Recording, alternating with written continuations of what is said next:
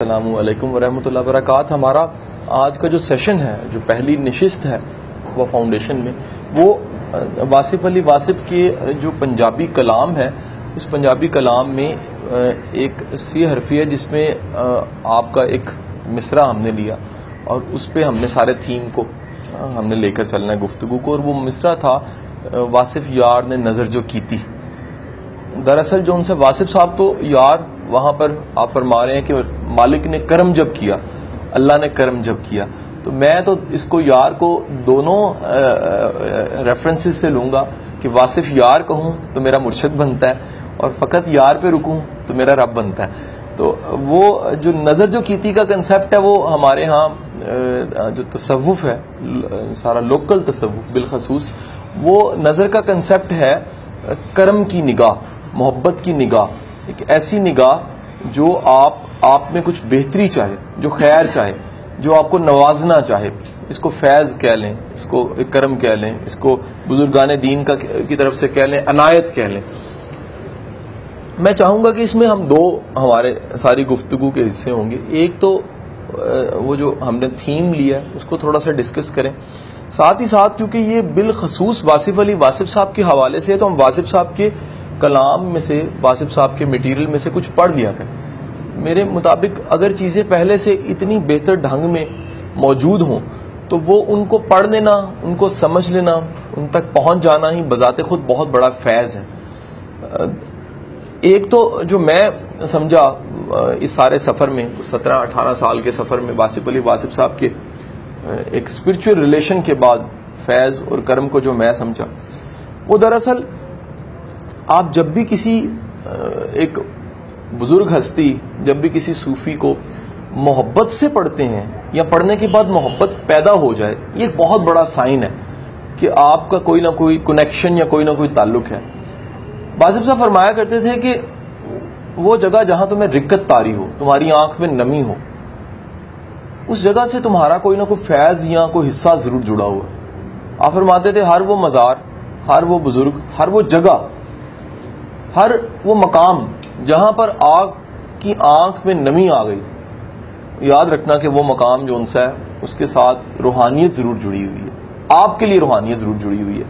تو واصف صاحب کی کتابیں، اس میں کوئی شک نہیں ہے کہ وہ ایک روایتی، ایک نصابی کتابیں نہیں ہیں۔ واصف کی شاعری، واصف کی گفتگو، واصف کی کیسٹس، واصف کی اب جو لیکچرز ہیں وہ انٹرنیٹ پہ بھی کچھ پڑھے ہوئے ہیں، وہ سب کے سب دراصل کسی خاص مقصد کے لیے چیزیں تھیں، اس پورے سماج کی وینٹیلیشن کے لیے چیزیں تھیں۔ جو صوفی ہوتا ہے وہ سفوکیشن کو ختم کر دیتا ہے، وہ جو سسٹم میں سفوکیشن علمیت برائے علمیت کے لیے پیدا ہوئی ہے، وہ سفوکیشن جس میں علم کی بہتات ہوگی اور سکون جو ان سے وہ گمنام ہو گئے، وہ سفوکیشن جس میں ڈگریاں، عہدے اور مقام مرتبے بہت بڑھ گئے ہیں لیکن انسان سے دور ہو گیا، وہ سفوکیشن جس میں انسان کی نگاہ آسمان پہ ہے اور پاس بیٹھا جو رو رہا ہے وہ اس کی نظروں میں نہیں ہے، وہ سفوکیشن جس میں خواب تو بہت بڑے دیکھ رہا ہے لیکن وہ یہ بھولا ہوا ہے کہ میں نے جانا بھی ہے، وہ سفوکیشن جس میں حقیقت سے نظریں چرا کے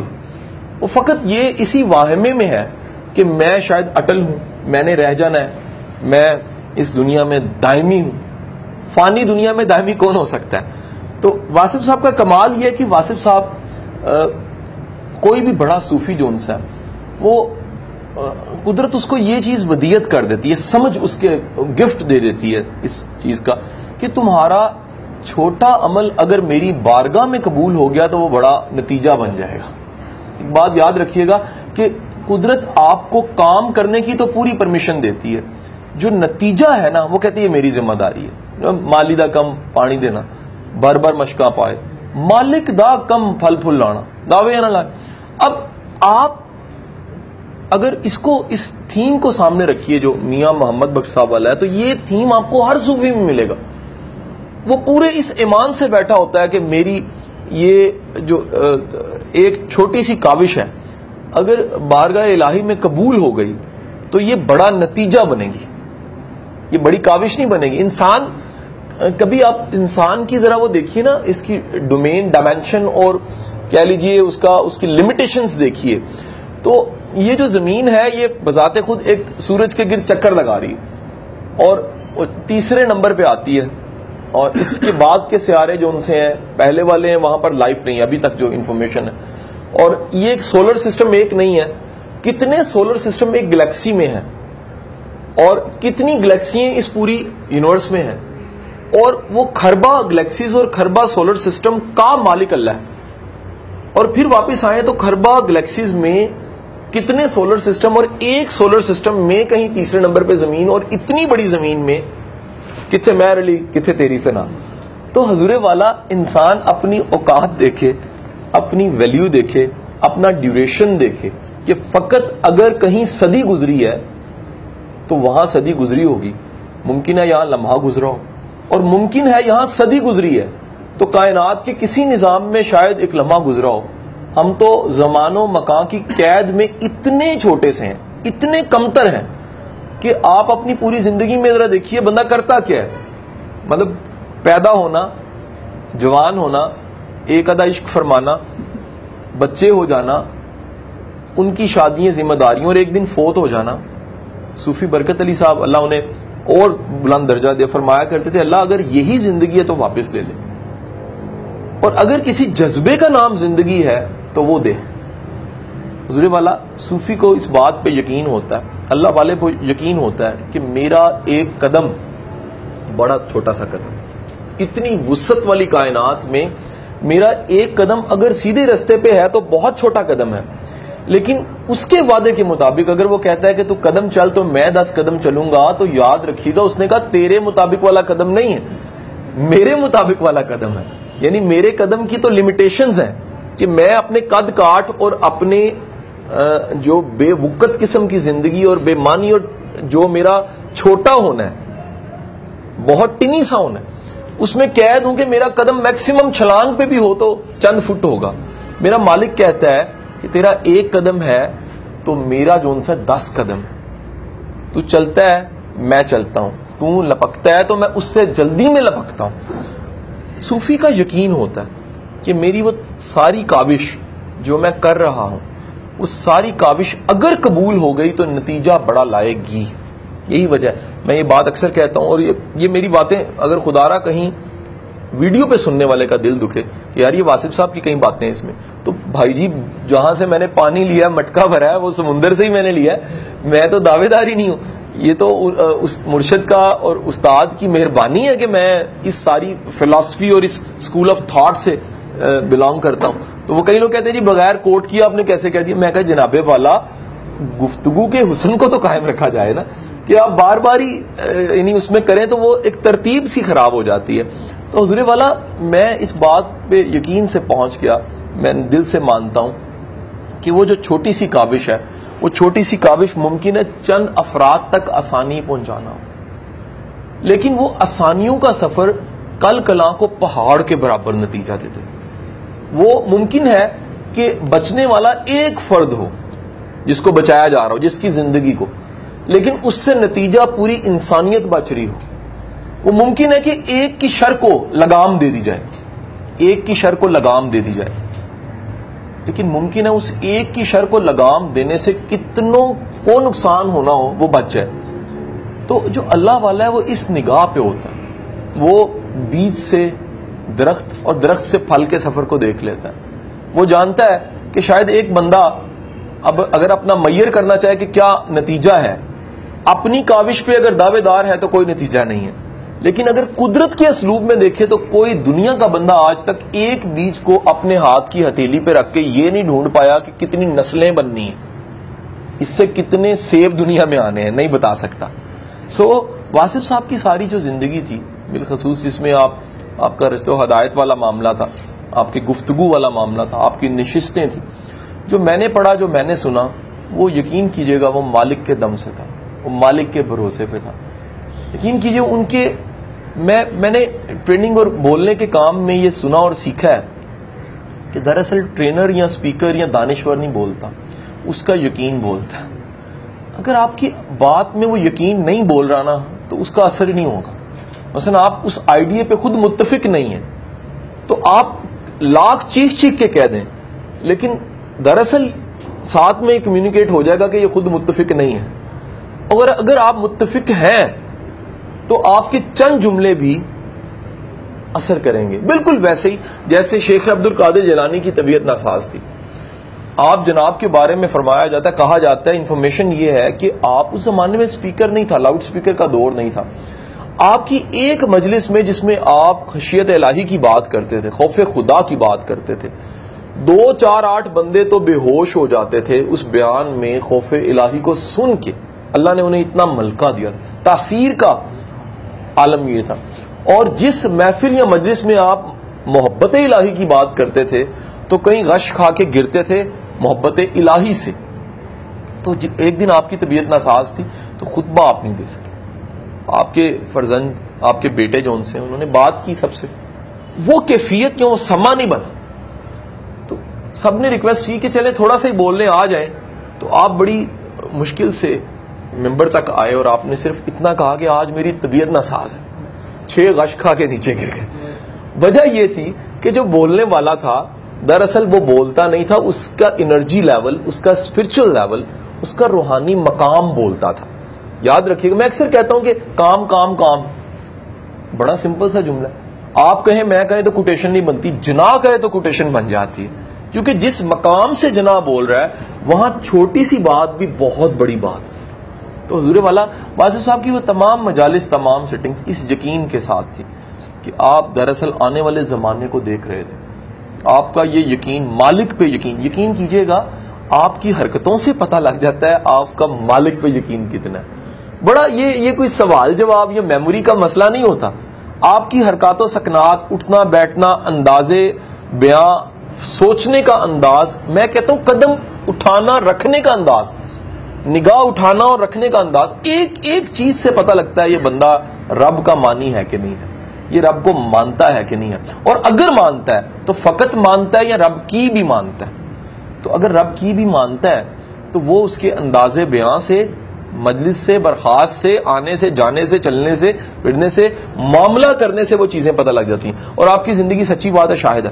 جتنا میں نے جانا سمجھا آپ کو، میرے مطابق ایک اللہ والا بھی جو ان سے ہے بھید ہوتا ہے. اتنا آسان نہیں ہوتا اس کے اس مغز تک جانا، اس کرکس تک جانا. تو میں نے جتنا سمجھا اپنی ناقص عقل سمجھ سے، وہ یہ سمجھا کہ آپ کا وہ یقین پختہ تھا. کیا یقین؟ کہ اگر مالک چھوٹا سا عمل قبول کر لے تو نتیجہ بڑا نکل آتا ہے، بہت بڑا واقعہ ہو جاتا ہے. چھوٹی سی چیز جو ان سی ہے بہت بڑا واقعہ دے دیتی ہے. اور نگاہ والا، جس پہ نگاہ اللہ نے کرم کیا ہوتا ہے، جس کے بارے میں آپ نے فرمایا کہ واصف یار نے نظر جو کی تھی، یقینی بات ہے اس کی اپنی نظر اور نگاہ بھی کسی اور زمانے میں چلی جاتی ہے. وہ دیکھ رہا ہوتا ہے کہ یہ لگائے ہوئے پودے کتنے بڑے درخت بنیں گے، کتنے زمانوں کو چھاؤں ملے گی، اور یہ کتنا ضروری عمل ہے جو کیا جا رہا ہے. تو آپ کی یہ ساری کی ساری جو مجالس، آپ کی ساری کی ساری فکر، کسی نے آپ کی مجلس میں، محفل میں پوچھا کہ واصف صاحب ہم چاہتے ہیں کہ یہ جو آپ کی گفتگو ہے یہ بڑے کینوس پہ ہو، بڑا ہال، زیادہ لوگ. آپ نے کہا دیکھو یہ تمہارے کہنے اور سوچنے سے تو نہیں ہے. اگر یہ چند افراد میں کی ہوئی گفتگو قبول ہو گئی تو پھر یہ خود ہی پہنچ جائے گی. یعنی کہ گفتگو جو مجھ سے کروا رہا ہے وہ اس افکار کا اور گفتگو کا محافظ بھی ہے، اور اگر محافظ ہے تو وہ پھر آگے بھی پہنچا دے گا. اور اگر یہ گفتگو قابل نہیں ہے تو پھر اپنے زمانے سے آگے نہیں جانی چاہیے. اور سچ ہے کہ بہت سے لوگ یہ کہتے ہیں کہ ہم واصف صاحب کو ملے نہیں ہیں لیکن ان کے افکار سے متاثر ہوئے. سچ تھا، سورج تھا. سورج کو لاکھ آپ کہیں نہیں ہے، وہ ہے تو ہے، وہ چمکے گا ایسا کہ آپ کی آنکھ چندی آ جائے گی، مانے نہ مانے، ہے تو ہے. تو آپ کا جو ہے یہ جو جملہ جو ہم نے لیا آپ کی شاعری میں سے کہ واصف یار نے نظر جو کی تھی واصف ہوئی، یہ دراصل اس فلسفی اور اس پیراڈائم کا جملہ مصرع ہے جو کہ روحانیت ہے. سیلف ہیلپ یا موٹیویشن کا تو کانٹینٹ نہیں ہے. سمجھنے کی بات یہ ہے کہ اگر مالک نگاہ کر دے، مالک کرم کر دے تو یہی دنیا آپ کو بدلی ہوئی لگتی ہے. اسی دنیا میں سے واقعات، حادثات اور ایونٹس کا معنی بدل جاتا ہے. آپ اندازہ لگائیے کہ ایک ہی پھول جو بڑی اچھی خوشبو دے رہا اور بڑا کلرفل ہے، ایک صاحب دیکھیں گے اور تعریف کریں گے، وہ آرٹسٹ ہیں، وہ کہتے ہیں اس کا مجھے نا ایک بنانا ہے, مجھے اس کو اسکیچ کرنا ہے. دوسرے صاحب دیکھیں گے وہ گرفتار محبت ہے ان دنوں میں, وہ کہیں گے کہ یار اس کو میں پلگ کروں اگر اپنے محبوب کو دوں نا تو کیا بات ہے. تیسرے صاحب جو ان سے ہیں وہ ویسے رومانٹک انسان ہے, پلگ کر کے کوٹ میں ہی لگا لیتے ہیں کہیں, ٹھیک ہے. چوتھے خان صاحب ہیں, وہ کہتے ہیں محبوب لگائے نہ لگائے میں ہی کانوں پہ لگا لوں. کئی خانوں کو آپ دیکھیں گے ایسے ہمارے بھائی ہیں بڑے پیار سے یہی پھول لگا لیتے. ایک اور صاحب آئیں گے, وہ کہیں گے او میرے کام کی چیز مل گئی, مجھے گلقند بنانا ہے, میں حکیم صاحب ہوں. حکیم صاحب نے اسی گلاب کو توڑا اور اس سے پیٹ کی دوائی بنا لی. اتنی دیر میں پاس سے ہی ایک گائے گزری جی, اس نے کہا تسی سارے پاگل ہوئے, کھان والی چیز نے چک ماریا, وہ کھا گئی. حضور والا ایک ہی نظارہ, ایک ہی چیز ہر ایک کے لیے جدا جدا ہے. آپ جس سوچ سے نکلے ہیں اسی سوچ سے وہ چیزیں آپ ریسیو کرنے لگ پڑتے ہیں. کسی نے بانو قدسیہ صاحبہ سے پوچھا کہ کیا فرق تھا واصف صاحب میں اور ہم میں؟ کوئی فرق تو تھا نا جی, کوئی فرق تھا. انہوں نے بڑا خوبصورت جواب دیا. انہوں نے کہا صوفی میں اور عام انسان میں فرق یہ ہوتا ہے کہ وہ تمام واقعات جو عام انسان کی زندگی میں ہوتے ہیں صوفی کی زندگی میں بھی وہی ہو رہے ہوتے ہیں, لیکن صوفی کا رسپانس مختلف ہوتا ہے. وہ جو رسپانس دیتا ہے, رسپونڈ کرتا ہے ایونٹس کو, وہ اللہ کے حوالے سے, مالک کی منشا کے حوالے سے کرتا ہے. مثلا مثال لیجئے گا, ذرا دھیان سے سنیے. آپ فرماتے ہیں اپنے کلام میں, اپنی گفتگو میں, کہ اگر عام بندے کو پتھر پڑا ہے نا تو جس نے پتھر مارا اس سے لڑے گا. اللہ والے کو پتھر پڑا وہ اوپر دیکھے گا کہ خیر ہے, وہ کہے گا میرا ریفرنس تو ہے کہ کیا ہو گیا آج آپ ہمیں پتھر ہی ہمارے سروں پہ آنے لگ پڑے. وہ درمیان والا جو میڈیم تھا نا وہ اس کو ڈیلیٹ کر دے گا. وہ کہے گا نا یہ میڈیم تو کوئی بھی چیز ہو سکتی تھی, میڈیم کے ساتھ میرا واسطہ نہیں ہے, میرا ماخذ کے ساتھ واسطہ ہے. میرا اس سے واسطہ ہے جو خیال کو پیدا کرتا ہے, جو پتھر اٹھانے کی طاقت کو بھی پیدا کرتا ہے, جو پتھر اٹھانے والے کو بھی پیدا کرتا ہے, جو پتھر کو بھی پیدا کرتا ہے اور پھر خیال ڈالتا ہے کہ اس کے سر پہ مار, اور اس کا یقین ہے کہ اگر وہ خیال نہ ڈالے یا وہ طاقت چھین لے تو کہیں کا کہیں ہاتھ رک جائے یا پتھر اٹھانے کی استدعا ہی نہ ہو.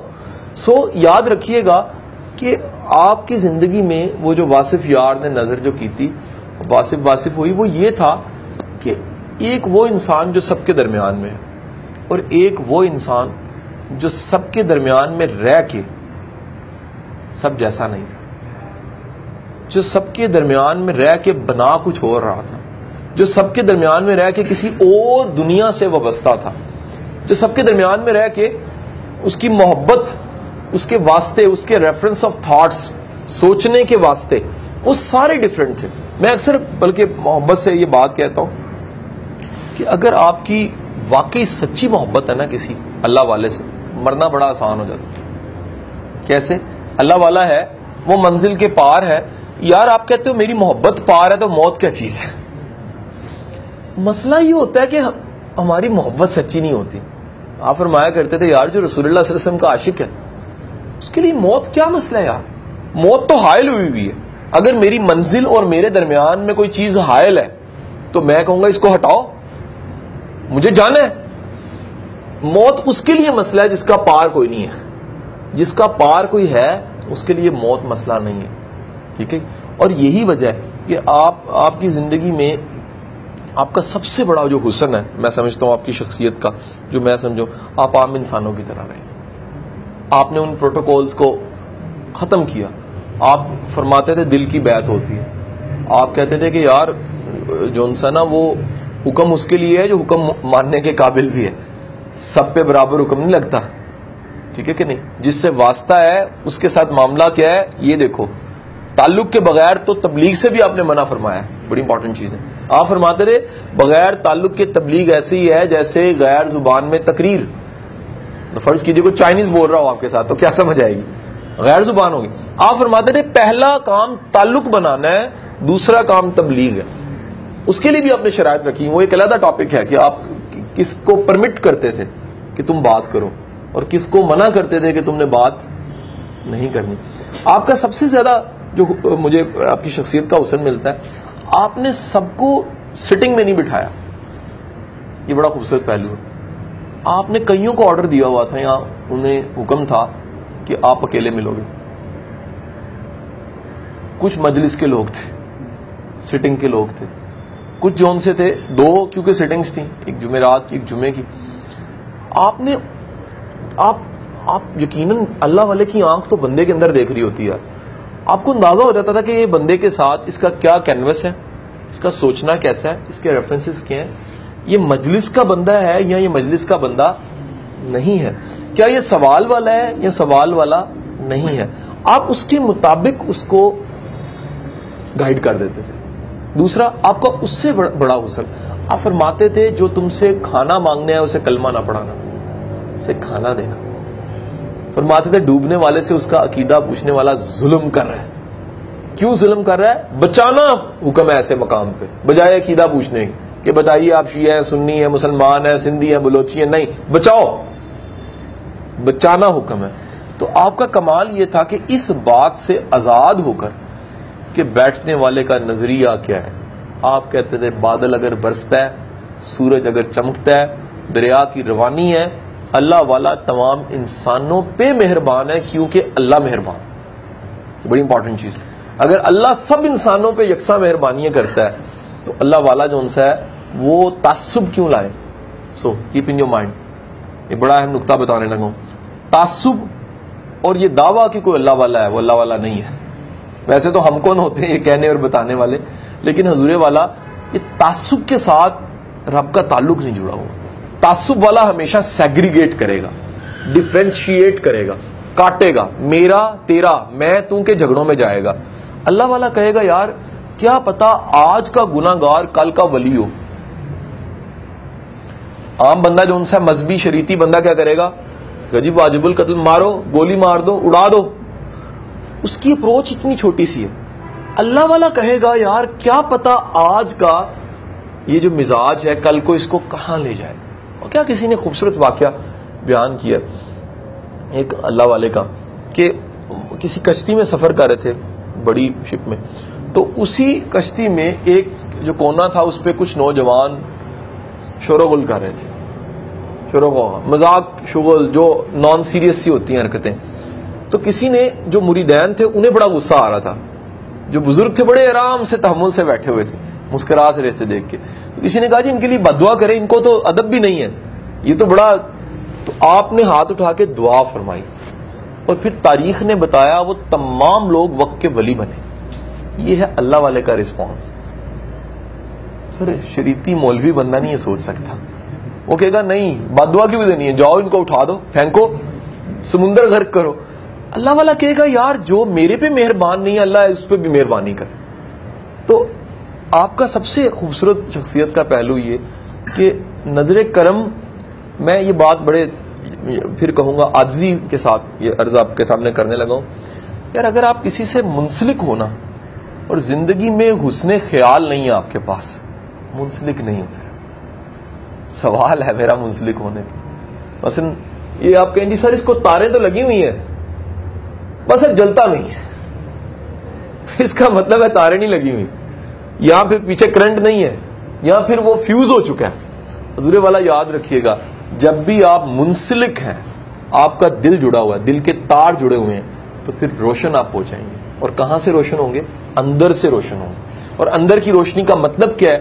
اندر سے روشنی کا اور اندر کی روشنی کا مطلب یہ ہے کہ آپ کے پاس خیال چمکنے والا ہوگا. حضور میرا جملہ بڑا امپورٹنٹ لیجئے گا، چمکتا بندہ نہیں ہے، اس کا خیال چمکتا ہے، اس کا خیال چمکتا ہے. بلکہ خیال کیا، حسن خیال چمکتا ہے. جس کا خیال خوبصورت نہیں ہے نا، جس کا خیال اس قابل نہیں ہے بیان کیا جا سکے، جس کا خیال اس قابل نہیں ہے کہ وہ جناب کوٹ کیا جا سکے، اس کا خیال اس قابل نہیں ہے کہ اس پہ رویا جا سکے کہ یار کیا خوبصورت خیال ہے. یہ اقبال کا یہ فکر ہی ہے نا کہ جناب ماسٹر رمضان صاحب پہنچ گئے ان کے پاس کہ تو غنی از ہر دو عالم من فقیر. یہ خیال ہے نا سر، خیال نہیں ہے، یہ حسن خیال ہے. کہ مالک تو کائنات کا مالک ہے، بخشنے والا ہے، روزے محشر ایک صرف میری عرضی ہے، میرا نامہ مال کھولی تو خدا را مہربانی کریں، ذات گرامی آپ کی صلی اللہ علیہ وسلم کی ذات گرامی کے سامنے نہ کوئی میں فیس ہی نہیں کر سکتا. وہ کہیں گے اقبال تیرا نامہ اعمال، تو کم از کم میرا نامہ اعمال پردہ پوشی کر دی، ان کے ہوتے نہ کھولے. حضور یہ حسن خیال بتاتا ہے اقبال کتنا بڑا عاشق رسول ہے. ہوتا نا جی، وہ اب بیٹا اپنی ماما کو کہتا ہے ماما پاپا کو نہ بتانا. اچھا دو ہی وجوہات ہو سکتی ہیں، ایک ڈر ہو سکتا ہے، ایک محبت ہو سکتی ہے، یار پاپا ہرٹ نہ ہو جائے. حضور والا جس کی اتنی محبت رسالت مآب صلی اللہ علیہ وآلہ وسلم کے ساتھ ہو، جس کو اپنی عاجزی کا پتہ ہو، جس کو گناہوں کا پتہ ہو، جو شرمسار ہو، اور اس کا ریفرنس یہ ہو کہ نامہ اعمال تو روزے محشر کھلنا ہے، لیکن اے مالک کل کائنات، اگر نامہ اعمال کھولنا پڑ گیا تو ایک مہربانی کریں کہ آپ کی ذات گرامی کے سامنے نہ کھلے. یہ ہے حسن خیال. حضور والا یاد رکھیے گا، اللہ واقعی مہربان ہو جائے، یار واقعی نظر کر دے، تو پھر آپ کا حسن خیال کا حسن بنتا ہے، اور آپ کا حسن خیال وہ کوٹیبل ہو جاتا ہے، وہ آپ کی مستی کا سبب بن جاتا ہے، وہ آپ کی تنہائیوں میں میلے لگانے لگ پڑتا ہے. آپ فرماتے ہیں عین ممکن ہے کوئی محفل میں اکیلا ہو، رونق میں اکیلا ہو، اور عین ممکن ہے کسی کی تنہائی میں رونق ہو، تو آپ ضرور دیکھیے کہ آپ کے پاس اس خیال یا خیال کی آسانی کتنی ہے. اور اللہ سے خدا را سب سے قیمتی متاع، سب سے قیمتی چیز حسن خیال ہے. مانگا کرے کہ اے میرے مالک مجھے تو رزق اچھا دے رہا ہے، شکل اچھی دی ہے، مجھے سوچ بھی اچھی دے، مجھے ایسی سوچ دے کہ میری تنہائیوں میں میلہ لگے، مجھے ایسی سوچ دے کہ میری روح سجدے کرے، مجھے ایسی سوچ دے کہ میرا دل سجدہ کرے، مجھے ایسی سوچ دے کہ میں اندر سے جھکوں. جب تک میں اندر سے نہیں جھکتا، جب تک میرے افکار، میری اندر کی طاقتیں، میرے اندر کا جو ٹھاٹھے مارتا سمندر ہے وہ تیرے تابع نہیں ہوتا، میں تیرا بندہ نہیں ہوں. صرف جھک جانا تو بندگی نہیں ہے نا، اندر خیال و افکار کا جھک جانا، مان جانا، یہ بندگی. تو آپ کا سب سے خوبصورت حسن یہ ہے شخصیت کا کہ آپ، میں ایک بڑے اس سارے پیراڈائم سے ہٹ کے میں بات کرنے لگا ہوں. ویسے دیکھیں سارے انسان برابر ہیں سر، ویسے کہنے کو تو برابر ہے لیکن برابر تو نہیں ہے اگر غور کیا جائے. اگر برابر ہو، آپ کو پتہ ہے ایک انہوں نے انزائمز یہ دریافت ہو گیا کچھ سالوں پہلے، جو جینیٹکس انجینئرنگ کو جانتے ہیں اور جنہوں نے بایو کیمسٹری پہ بڑی ریسرچ کر لی، انزائمز پہ ریسرچ کر لی ہے، انہوں نے ایک ایسا انزائمز بنا لیے جس سے انسان کا آئی کیو، انسان کی ذہانت ٹاپ پہ لے کے جائی جا سکتی ہے. لیکن بین ہو گیا. بین کیوں ہوا؟ یہ نہیں کہ جناب ذہانت ٹاپ پہ چلے گی. انہوں نے کہا اگر سارے بندے نیوٹن ہوں گے تو کائنات کا حسن تو ختم ہو جائے گا. نہیں سمجھے؟ یہ کائنات کا حسن ہے اس لیے کہ مزاج مختلف ہے. یہ صوفی سوچتا ہے، ملا نہیں سوچتا. ملا کی اذاں اور مجاہد کی اذاں اور. ملا کہتا نہیں، یہ میرے سے مختلف ہے، جو میرے اور میری سوچ سے مختلف ہے وہ کافر ہے. اس کے پاس ریفرنس، اس کی بینچ مارک اس کی سوچ ہے. صوفی کہتا ہے نہیں، یہ اگر اتنا تضاد نہ ہو تو حسن ہی نہ ہو. تضاد حسن ہے. پستیاں بلندی کو ظاہر کرتی ہیں، بلندیاں پستی کو بتاتی ہیں. رات آنے والی ہے تو دن کی قدر ادھر سے ہی آئے گی.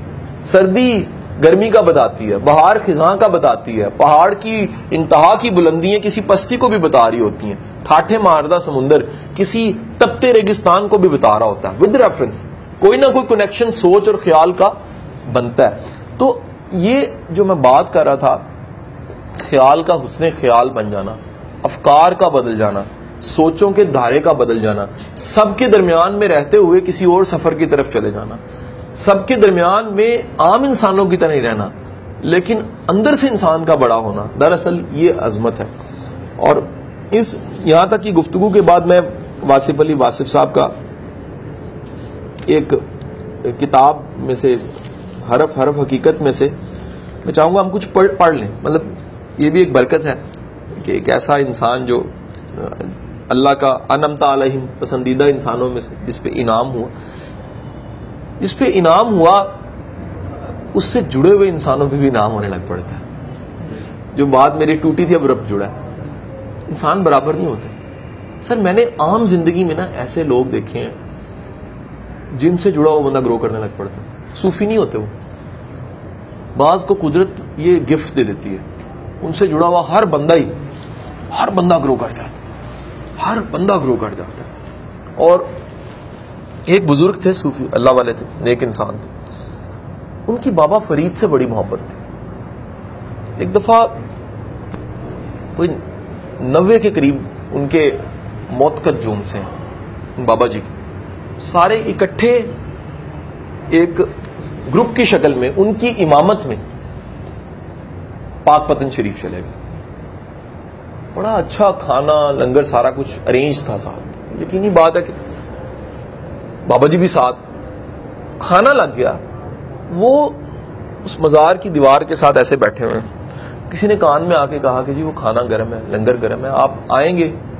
ادب کے خلاف ہے کہ آپ کے بغیر ہم شروع کیجیے. میرے مجلس آپ ہیں, آپ آ جائیے تاکہ ہم اس کو شروع کریں.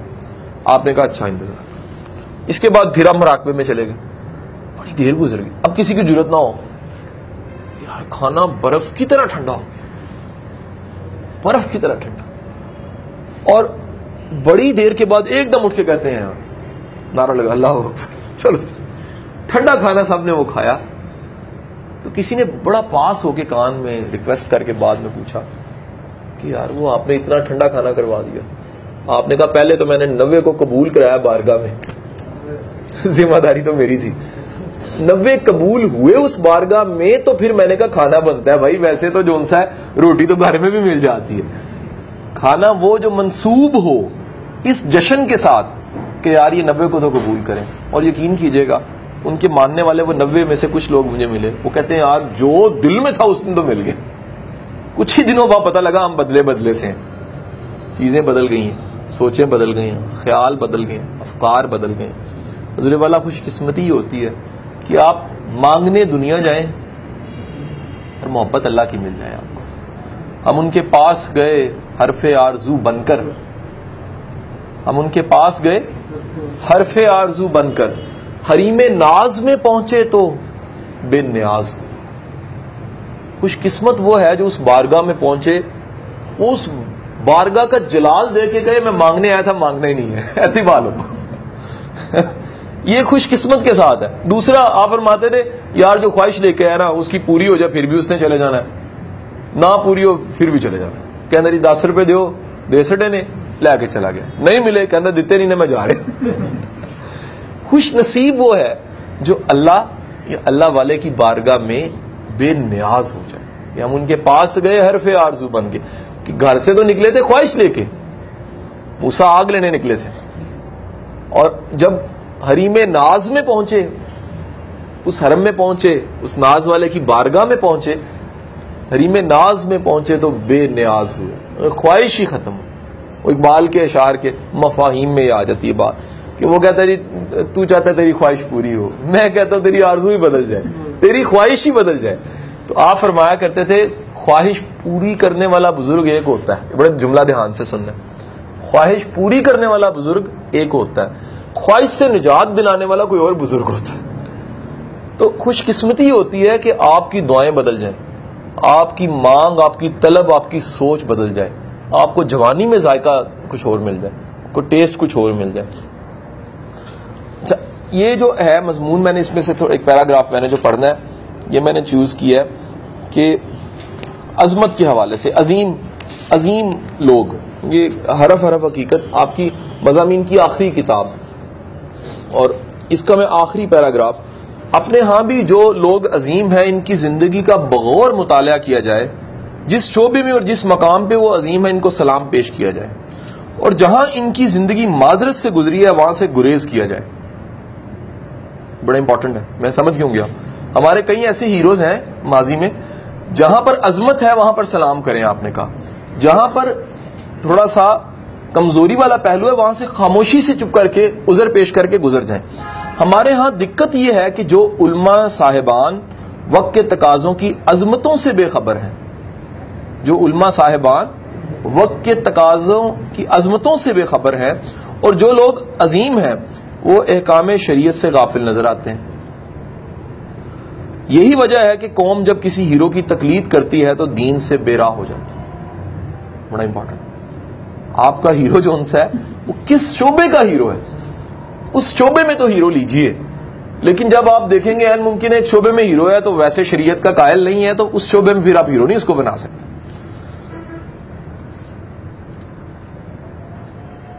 اور اگر دینی طور پر پابند زندگی گزارے تو وقت کے تقاضے نظر انداز ہو جاتے ہیں. ہم یہاں تک معتصب ہیں کہ کسی بڑے آدمی کا اس طرح نام بھی نہیں سننا چاہتے کہ وہ دینی معاملات میں کمزور تھا. سمجھ گئے ہوں گے, ہمارے کئی ایسے ہیرو ہیں ہمیں برداشت ہی نہیں ہوتا کہ یار مذہبی لحاظ سے کمزور بھی تھے. عظمت اصل میں ان کے اس کام سے تھی نا. ہم اس کی خوبی کے پرستار ہیں, عظمت کے پرستش کے دوران اس کی زندگی کے غافل حصوں کی بھی تقلید کر جاتے ہیں. سمجھ گئے؟ مثلا کوئی عظیم مفکر قوم کو عظمتوں سے آشنا کرانے والا دین کے کسی فرض کی ادائیگی میں ذرا کمزور تھا تو اتنا کہنے کی بھی جرت نہیں ہوتی کہ یہاں وہ صحیح نہیں ہے, یہاں وہ صحیح نہیں ہے. ہماری قوم ایک مثالی اور عظیم آدمی کی تلاش میں ہے, اور یہ بڑے افسوس کی بات ہے کہ ہم لوگ سمجھ نہیں سکتے کہ دنیا کے عظیم انسانوں میں صرف ایک یا چند صفات عظمت کی ہیں. واحد عظیم ہستی حضور اکرم صلی اللہ علیہ وآلہ وسلم کی ہے, جن کی زندگی کا ہر شعبہ مثالی, ہر عمل بے مثال, جن کی ہر صفت, جن کی نشست و برخاست, جن کا جاگنا سونا, جن کا بولنا سننا باعث تقلید ہے, جن کے نقش قدم پر چلنا ہی فلاح راہ. باقی تمام عظیم ہستیوں کا ان کی صفات کے مطابق جائزہ لینا چاہیے جس میں وہ عظیم ہے, جس شعبے میں عظیم. ہر آدمی خواہ کتنا ہی عظیم ہو تقلید کے قابل نہیں ہے. بڑا امپورٹنٹ جملہ, دوبارہ ریپیٹ کر دیتا ہوں, ہر آدمی خواہ کتنا ہی عظیم ہو تقلید کے قابل نہیں ہے. اگر ہم ہر ایک کو قابل تقلید رہنما بنا رہے ہیں تو قوم ایک بے جہت اور بے سمت سفر میں گم ہو سکتی ہے. اکابرین ملت کو آفتاب رسالت کی کرنیں ہی مانا جائے. اصل فیض تو رسالت میں آپ صلی اللہ علیہ وسلم کا, کائنات کا سب سے زیادہ ہدایت کا سورج چمکنے والا تو آپ کی ذات گرامی ہے. اکابرین ملت کو آفتاب رسالت کی کرنیں ہی مانا جائے. بس نور ظہور سب حضور کا ہے. باقی سب عظمتیں صرف دیکھنے کے لیے ہیں, تقلید کے لیے نہیں ہے. تقلید صرف اس ذات کی جسے اللہ کی تائید حاصل ہے, وہ ذات گرامی آپ سرکار صلی اللہ علیہ وآلہ وسلم کی ذات گرامی.